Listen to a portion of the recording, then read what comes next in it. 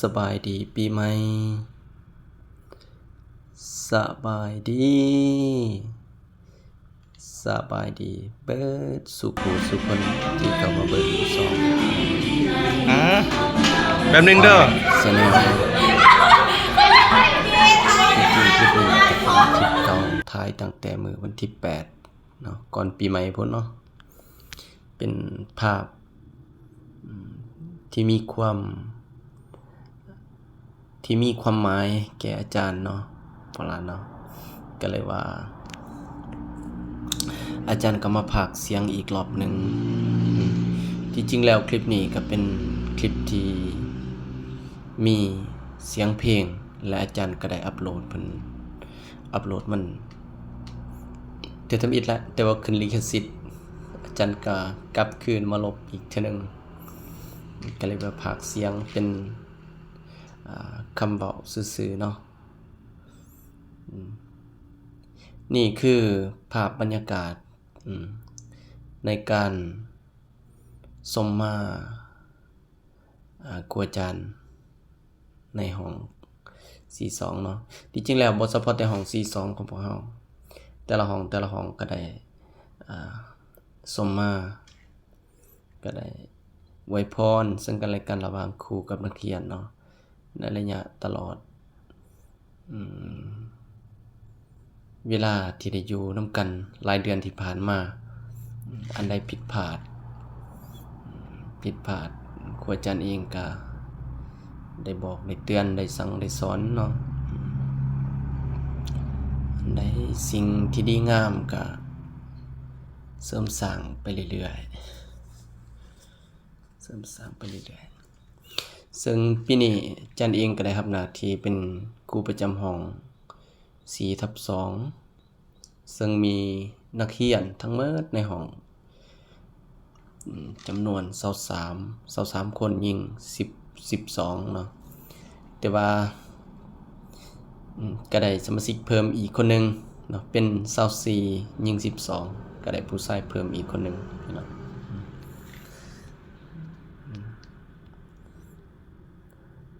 เป็นภาพบรรยากาศการสมมาเนาะก็เก็บไว้เป็นความทรงจำอีกอันนึงไว้ให้แก่อาจารย์แล้วก็ให้พ่อหลานเบิ่งนำสำสัดสิฮอดม.7 หรือว่าพ่อหลานได้ไปศึกษาเรียนก็สามารถย้อนกลับเบิ่งคลิปหลังๆนี้ได้เนาะไว้เป็นความทรงจำในการใช้ชีวิตอยู่ร่วมกันระหว่างครูกับลูกศิษย์เนาะซึ่งในระยะที่ผ่านมาอาจารย์เองก็มีความรู้สึกภาคภูมิใจที่ได้เป็นครูประจำห้องของพวกหลานเนาะรู้สึกว่าห้องเฮามีความเอาใจใส่หลายอย่างพุ่นแหละหลายอย่างนับตั้งแต่การมาโรงเรียนได้ทันโมงตรงกับเวลามีความเอาใจใส่ในการศึกษาเรียนเป็นพิเศษเนาะคะแนนเฉลี่ยแต่ละเดือนบ่หลุด 7.00 ก็ถือว่านอนในนักเรียนเก่งเนาะนักเรียนดีเรียนเก่ง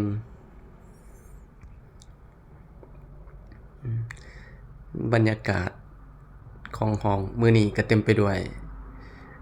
รอยยิ้มและเสียงหัวเนาะอาจารย์เองก็สะอึกสะอื้นเนาะบางครั้งคราวเว้าบ่ออกบอกบ่ถูกคือกันบ่จักสิอวยพรพ่อหลานก็ต้องขอโทษขออภัยนำมีแต่ว่าปีใหม่เฮาเริ่มต้นใหม่เนาะอันใดดีๆก็ขอให้เกิดแก่พวกหลานเนาะและครูอาจารย์เนาะอาจารย์บ่มีหยังที่จะอวยพรเนาะก็มีแต่คำเว้าคำว่าบ่มีหยังสิมอบให้ขอให้พวกหลานรักษามูลเสื่ออันดีงามของพวกหลานไว้แบบนี้ตลอดไปเนาะมันจะเป็น สิ่งหนึ่งที่มีคุณค่าแก่จิตใจเนาะเป็นภาพที่ดีงามเป็นสิ่งที่ดีงามติดโตพวกหลานไว้ตลอดระยะเวลาในการใช้ชีวิตในสังคมเนาะและมันจะส่งผลดีให้แก่พวกหลานเรื่อยๆไปจนฮอดพุ่นแหละชั่วชีวิตพุ่นแหละเนาะความดีนี่เป็นสิ่งที่ดีงามงดงามเสมอนะ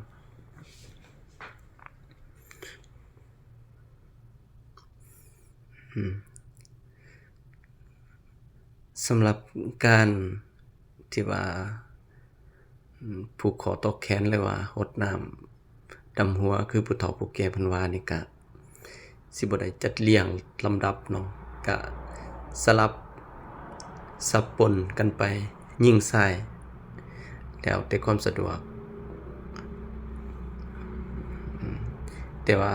ปีนี้ก็สุดที่ดีใจที่ว่าเห็นลูกๆหลานๆมีความเอาใจใส่เป็นพิเศษในการขอขมาเนาะสมมาเนาะ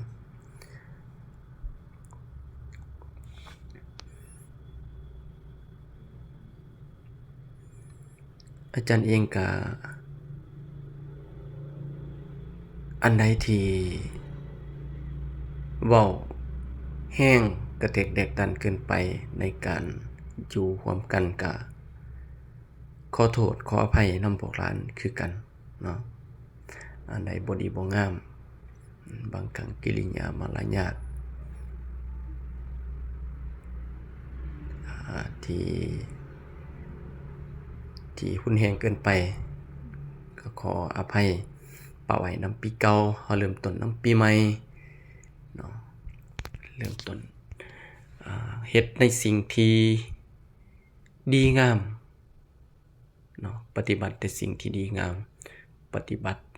แต่สิ่งที่มีผลดีต่อจิตใจทั้งครูและนักเรียนนี่แหละเนาะยังสิได้ใช้ชีวิตอยู่ร่วมกันอีกโดนเนาะพวกหลานเนาะจนสอชีวิตอาจารย์พุ่นแหละเนาะจนกว่าพวกหลานสิได้จบม.7 ไปศึกษาต่อในขั้นมหาวิทยาลัยต่างๆอาจารย์เองก็ยังสิได้สอนคือเก่านี่แหละจนกว่าอายุเหมาะสมพุ่นแหละเนาะจังสิได้ออกจากวงการศึกษามีแต่ความหักความแพงเนาะพวกหลานเนาะบ่มีหยังที่นอกเหนือไปกว่านั้นนะหักแพงกันคือดังอ้ายเอื้อยในครอบครัวเดียวกันอาจารย์บ่เคยที่ว่าจะ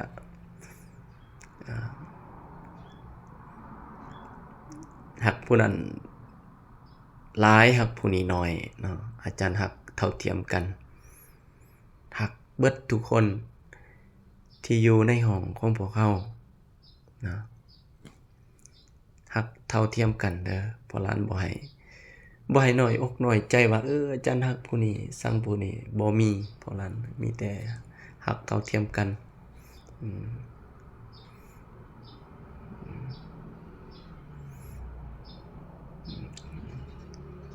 นี่บรรยากาศก็สิประมาณนี้เนาะส่วนรายละเอียดก็ฝากไว้ติดตามในคลิปวิดีโอนี้นะจะเป็นภาพที่คอยบอกเราสื่อสารบรรยากาศในช่วงปีใหม่ของพวกเราเป็นภาพที่ดีงามเป็นภาพที่น่าจดจำ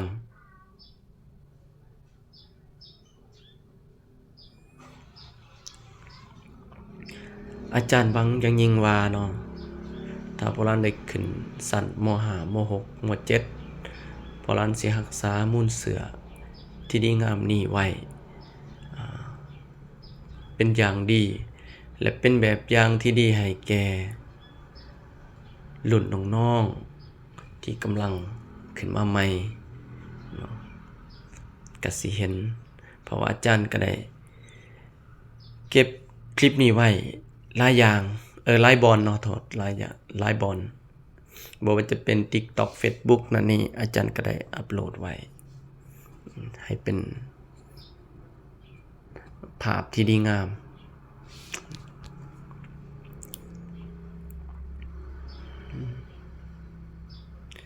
บรรยากาศ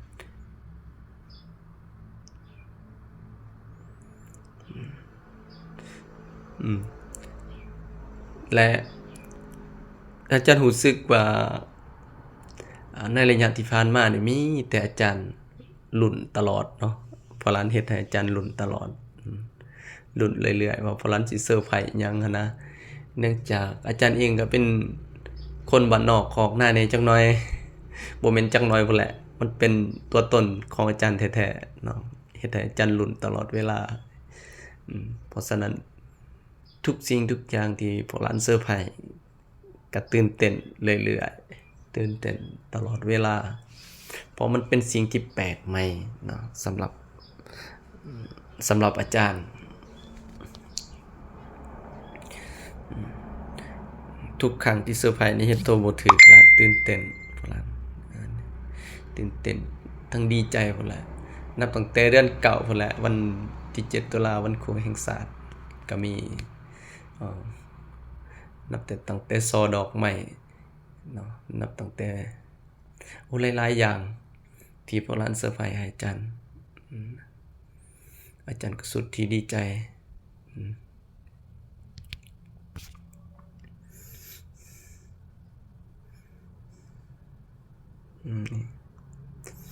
ขอให้พวกหลานคำหูแบบนี้ตลอดไปเด้อพวกหลานเด้อเติบใหญ่เป็นเด็กน้อยที่มีคุณภาพเป็นเด็กน้อยที่ดีรู้จักจำแนกมิตรและศัตรูรู้จักสร้างสรรค์พัฒนา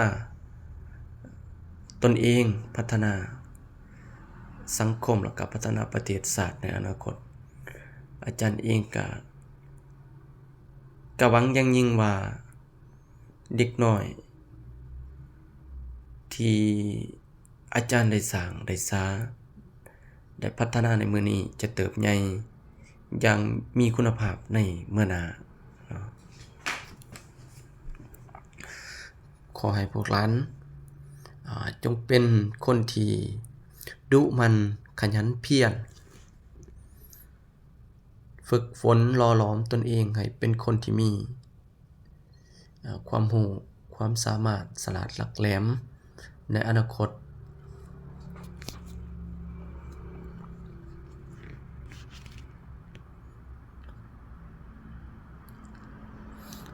ไว้พรนำทั้ง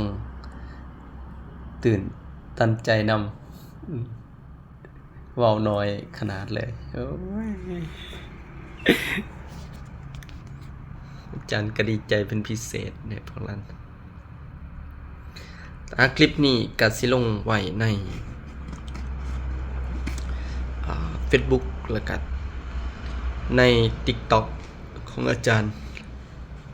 พิเศษใน YouTube ไว้เดี๋ยวอาจารย์สิได้ลงไว้ในหันให้พวกหลานเข้าไปติดตามเบิ่งสอกเบิ่งคลิป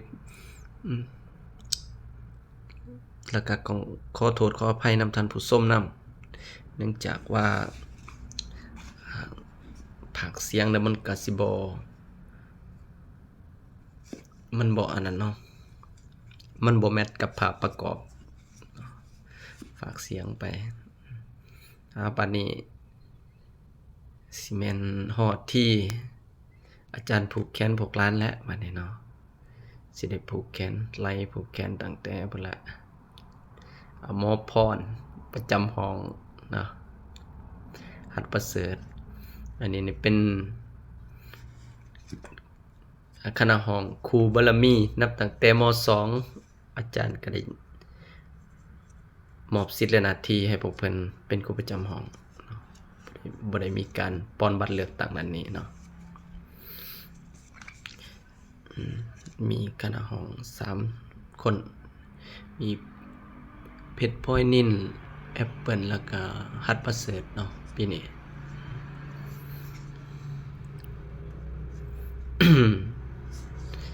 โอ้มีแต่ผู้ยิ้มแย้มแจ่มใสดีอกดีใจเป็นพิเศษเนาะสำหรับการอวยพรปีใหม่ระหว่างครูกับนักเรียนที่จริงแล้วในการขึ้นห้องในมื้อนี้อาจารย์ก็เตรียมใจไว้ตั้งแต่พุ่นละตั้งแต่อยู่ห้องการพุ่นแล้วเนาะรู้สึกว่าตื่นตันใจเห็นลูกๆหลานๆเตรียมขันเตรียมน้ำที่สิหด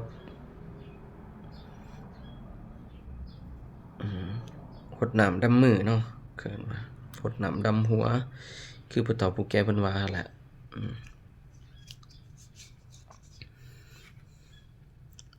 ผูกแขนแต่ละคน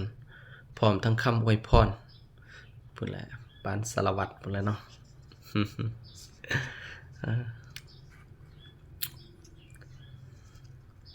รวมๆแล้วอาจารย์ก็มีความสุขไปนำพวกหลานเด้อถึงว่าอาจารย์เองก็บ่ค่อยจะเว้าหลายปานใดปีนี้เนื่องจากว่าห้องเฮาเป็นระเบียบเรียบร้อยหลายอย่างพุ่นแหละพวกหลานอาจารย์ก็เลยบ่สู้ได้เว้าอิหยังบ่ถูกต้องอิหยังบ่คักบ่แน่อาจารย์ก็ได้เตือนเบาๆบ่ถึงขั้นกระแทกแดกดัน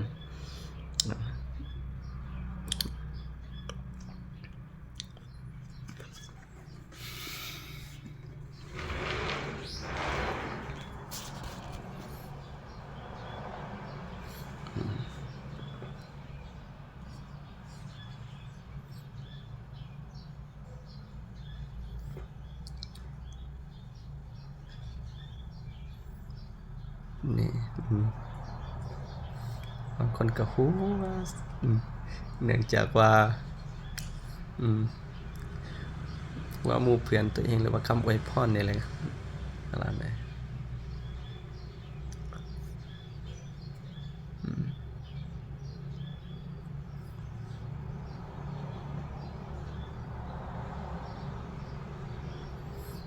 ภาพบรรยากาศก็จะประมาณนี้เนาะเนื่องจากว่าจานตั้งกล้องก็เลยว่าภาพบ่ค่อย เคลื่อนที่ไปไสเนาะมันจะเป็นมุมเดียวมีแต่มุมโซนหน้ากระดานเท่านี้แหละก็เลยว่าภาพก็จะประมาณนี้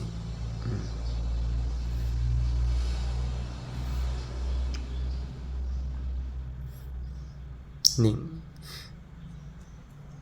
ในระหว่างโซนนี้เนาะมันอาจสิน่าเบื่อแหน่จักหน่อยสำหรับผู้ชมเนาะภาพนี้เป็นภาพที่มีคุณค่าทางด้านจิตใจของอาจารย์เนาะอาจารย์ไทยด้วยความสุขด้วยความรักและอวยพรก็ด้วยความสุขด้วยความรักเช่นเดียวกัน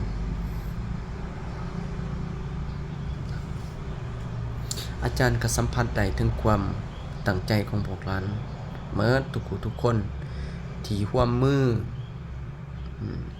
สร้างแต่สิ่งดีๆให้อาจารย์มอบแต่สิ่งดีๆให้อาจารย์ในระยะที่ผ่านมาเนาะอาจารย์เห็นแล้วมีความสุข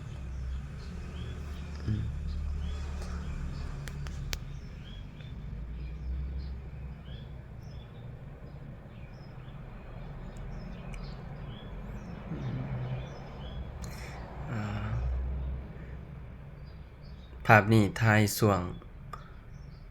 ประมาณ10 โมงเนาะ10 โมงในระหว่างประมาณชั่วโมงที่3ที่4ของคาบเช้าของตอนเช้า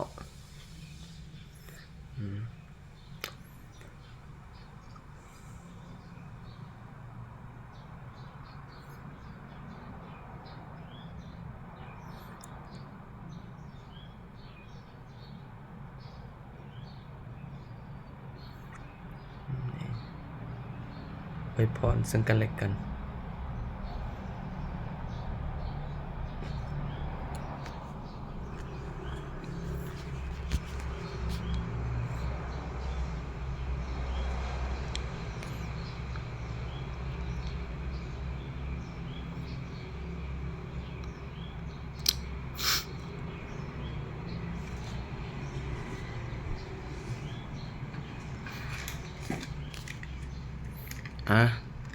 ถ่ายคลิปนี้ขอไว้ใส่ให้พรให้แก่พวกหลานเมื่อทุกคนในห้องของพวกเฮา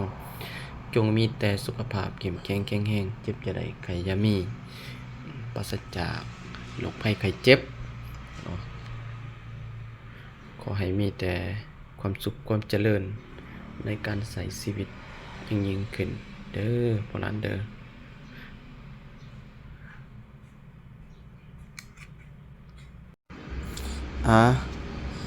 ขอไว้ใส่ให้พรให้พวกหลานอีกเทื่อนึงเนาะขอให้ปีใหม่นี้มีแต่ความสุขความเจริญลำๆรวยๆยิ่งขึ้นอวยพรมายังผู้ปกครองพวกหลานทุกๆท่านก็ขอให้มีแต่ความสุขความเจริญเช่นเดียวกันเนาะและอาจารย์เองก็ขอบอกขอบใจผู้ปกครองพวกหลานเมื่อทุกท่านที่อวยพรให้อาจารย์เนาะเนื่องในโอกาสปีใหม่นี้นะขอขอบอกขอบใจหลายๆพวกแหละพวกหลานตลอดในระยะที่ได้รับหน้าที่เป็นครูประจำห้องตั้งแต่ช่วงเดือนเก่าเนาะจนฮอดนี่แหละเดือน6พุ่นแหละเนาะสิได้อยู่เคียงคู่กันนำพวกหลาน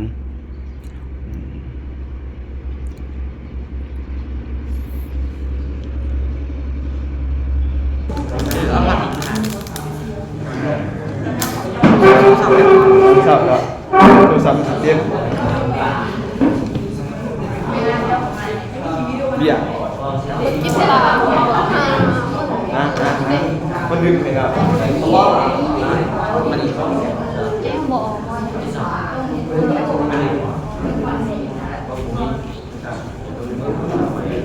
สบายมากไม่บาดชอบ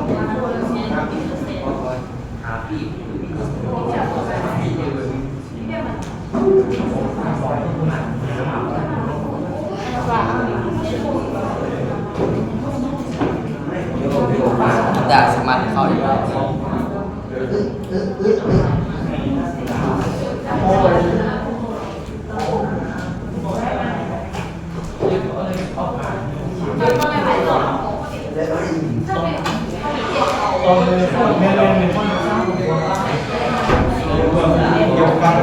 การดีที่ไม่ก่อนจัดสถานที่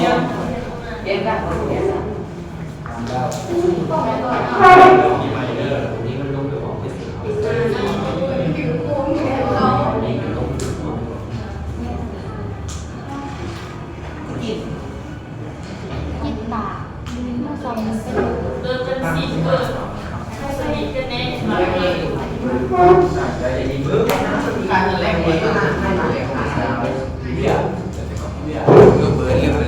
เอาน้ำฟ้ามาแล้วปะ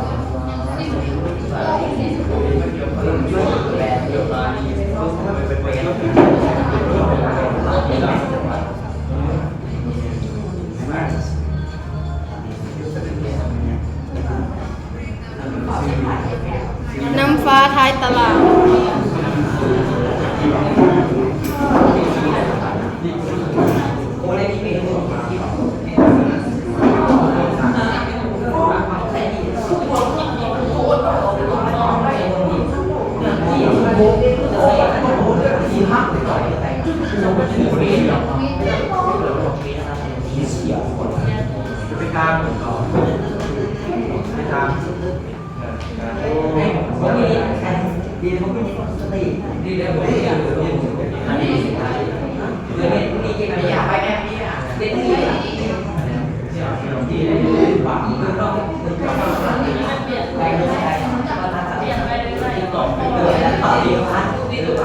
เอาไปพูดกันเลยที่ของ สินอ่ะ เอาได้ทั้งที่อยู่ในสาม เป็นที่ เป็นการมันนั่งขึ้นแล้วอย่าเด้อ อาจารย์เป็นยังไง เราจะไม่สาวแอบยอดไปแล้วผมสาว ตัวมาแล้วเนี่ยก็ต้องมีงานนะเริ่มมีเรียนจากเช้าเลย ทีนึง ที่หนึ่งไปอีก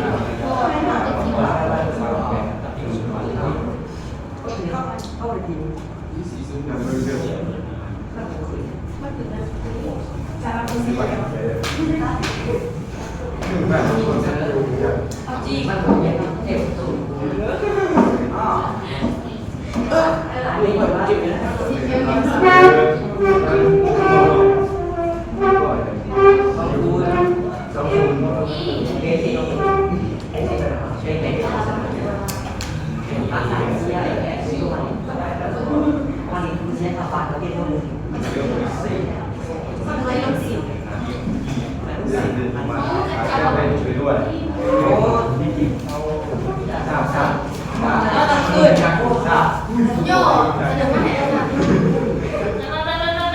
เมื่อไหร่ว่าก็ต้อง สิบก่อนสิบ เอา ก่อน สิบก่อน มานั่งเลย เอา เฮ้ เป็นสาม กินไม่ไหวอยากกินนะกับคนเอง เอาเลยไม่หนัก สามที่เข้าสิออก ตัวเต็มตัวโคตรเลยโคตรเลยจ้าโคตรเลยนี่ขอให้เลือดนี่ไกลมากมีเลยยับ แม่บ้านที่ยาเด็ก เข้าอีก มองสั่นจุดอาจารย์บอกคุณ มึงรับสมคนสำเร็จนะครับคนจะเล่นกล่าวเดินคนเบิ่งทางไปซะแล้ว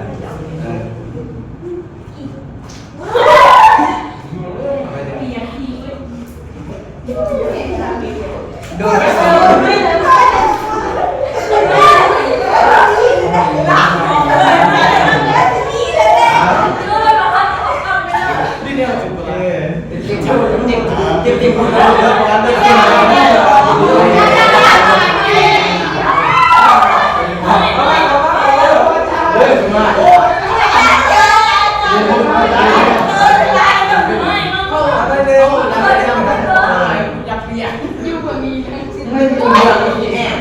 อาจารย์ทำมาก็ปวด อ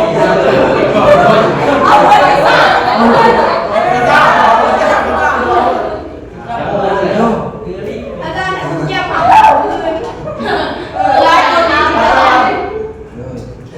เอาฟังอาจารย์จะเลยค่ะ จ้าเรียนอาจารย์เรียนผมว่าอะไรมาก อยู่ดีมีเงินคนเดิม รถเก็บไว้เถอะโอ้ยเยี่ยมมาก อย่างเงี้ย อยากกิน